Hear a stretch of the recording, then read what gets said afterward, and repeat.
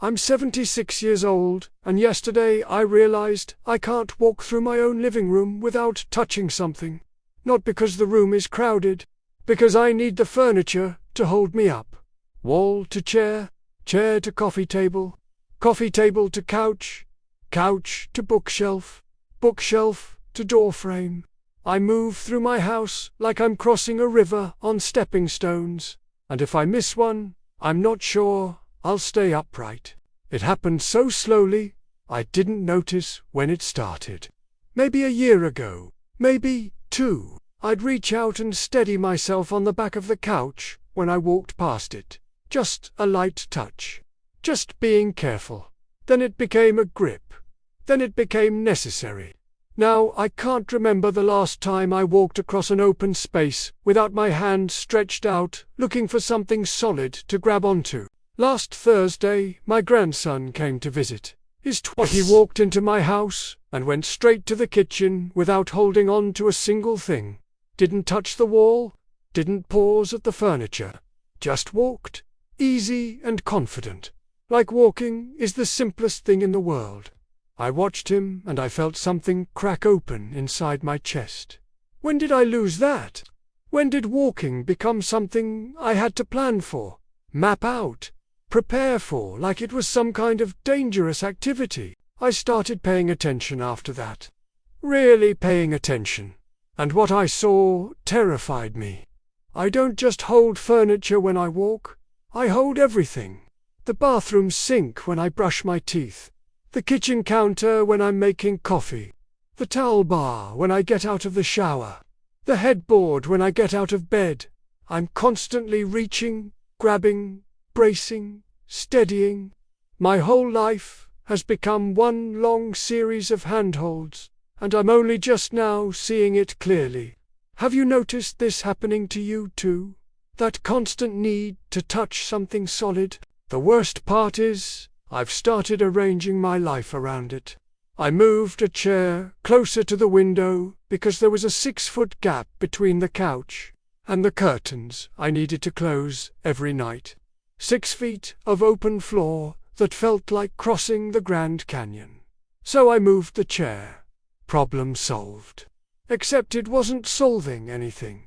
It was just admitting that I couldn't walk 6 feet without support and then hiding that fact behind furniture placement. I did the same thing in the bedroom.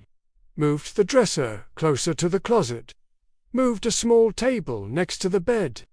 Pushed the armchair against the wall so I had something to lean on when I was getting dressed. Every room in my house has been slowly rearranged into a path I can navigate while holding on to things. And I did it so gradually, so quietly, that I convinced myself I was just redecorating. But I wasn't redecorating. I was building a support system because I can't trust my own legs anymore. Living alone after 75 means you get very good at hiding things from yourself. You tell yourself you're being cautious, not weak. You tell yourself you're being smart, not scared. You create these little accommodations and you call them preferences. You say you like the chair better over here. You say the room flows better this way. You don't say what's really true, which is that you're terrified of falling, and you'll do anything, rearrange anything, sacrifice any design choice or convenience to make sure you always have something to grab onto. When was the last time you walked through a room and felt steady? When was the last time you didn't think about it at all? I started testing myself. Stupid, maybe, but I had to know. I stood in the middle of my living room, right in the center where there's nothing to hold, and I tried to walk to the kitchen without touching anything. Made it 3 steps before I felt myself tilting, not dramatically, just a slight loss of balance. Just enough to make my heart race. I shot my hand out and caught the arm of the couch. Stood there breathing hard, angry at myself for trying, angry at myself for failing, angry that this is what my life has become. I tried again the next day, same result. And the day after that. Every time I'd make it a few steps, and then I'd start to waver, and the fear would hit me like a wave, and I'd grab for something, anything, just to stay upright. Because falling when you're 76 and you live alone isn't just inconvenient, it's dangerous. It's potentially the thing that ends your independence completely. One bad fall, one broken hip, and suddenly you're not living in your house anymore. You're in a hospital, then rehab, then maybe you never come home at all. Maybe you end up in one of those places you swore you'd never go, with nurses and schedules and other people deciding when you eat and sleep and shower. That's the fear that keeps me holding on to furniture. The nursing home fear that lives in the back of every elderly person's mind when they're living alone. The knowledge that one mistake, one moment of instability, could be the thing that takes away every choice you have left. So I hold on. 2 chairs and tables and countertops and walls. I hold on tight and I tell myself I'm being careful. But really, I'm already losing.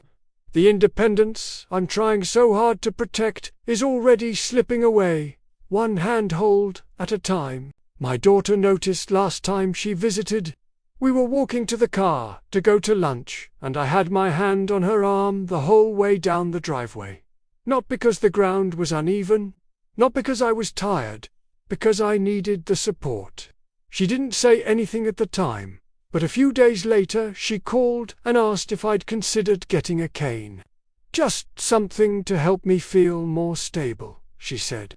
Just for peace of mind. I told her I didn't need a cane. I told her I was fine.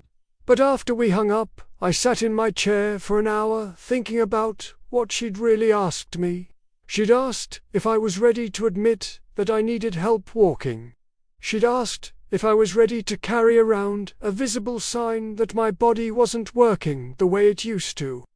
She'd asked if I was ready to be the old lady with the cane, and I'm not.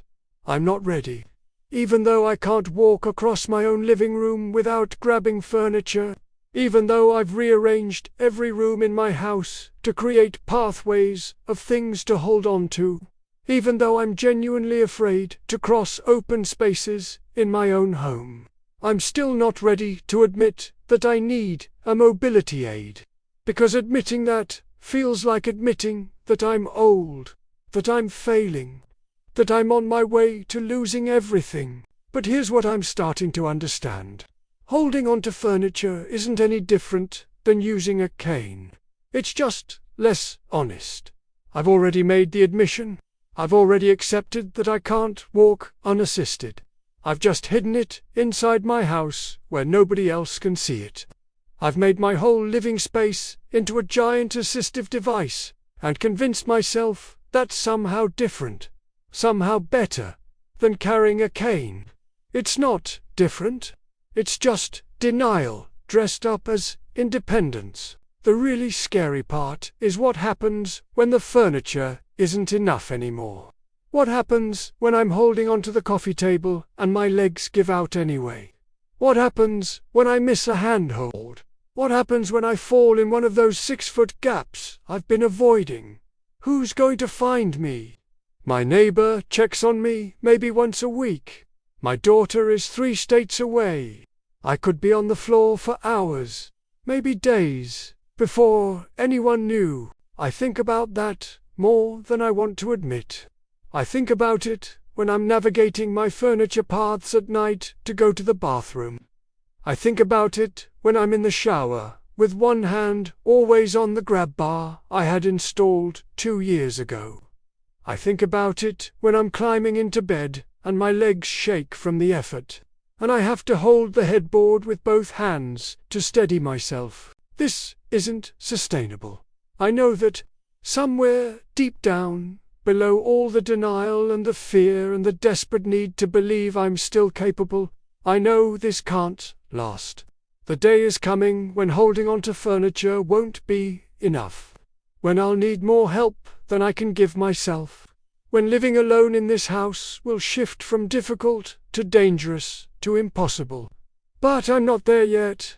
Not quite. I can still manage. I can still make it work. I can still move through my house and take care of myself and maintain the illusion that everything is fine. Just barely. Just for now. How long do I have left? I don't know. Maybe months. Maybe a year. Maybe longer if I'm lucky. But the trajectory is clear. I'm getting weaker. The furniture pathways are getting more necessary. The fear is getting bigger. And the independence I'm clutching onto so desperately is already crumbling in my hands, whether I want to see it or not. There's still time to make better choices. To be honest with myself about what I need. To accept help before I'm forced to. To get the cane. To look into those medical alert systems my daughter keeps mentioning. To consider whether living alone in a house full of furniture I need to grab is really the best option anymore. To have the hard conversations about what comes next, while I still have some control over the answer. But time is running out. Every day I'm a little less steady. Every week the gaps feel wider. Every month I lose a little more ground. The window for choosing is still open, but it won't stay that way forever. If you're watching this, and something in this story felt familiar, you're not alone. So many of us are navigating our homes like obstacle courses, holding on to everything we pass. Rearranging our furniture to create paths we can manage. Pretending we're fine when we're really just barely getting by. This is what aging and independence looks like for so many elderly living alone. It's not dramatic. It's just this slow accumulation of small accommodations until one day you realize you've built your whole life around your limitations. If this resonated with you, please subscribe to this channel. These are the conversations we need to be having about what it really means to get older and what we do when our bodies start failing us in ways we can't ignore anymore. Hit the like button if this touched something true for you. Share it with someone who might need to hear it. And leave a comment telling me your story. Are you holding on to furniture too? Are you rearranging your life to hide what's happening? What are you afraid of? Let's talk about it honestly, because we're all facing this together. Thank you for watching. Please be careful.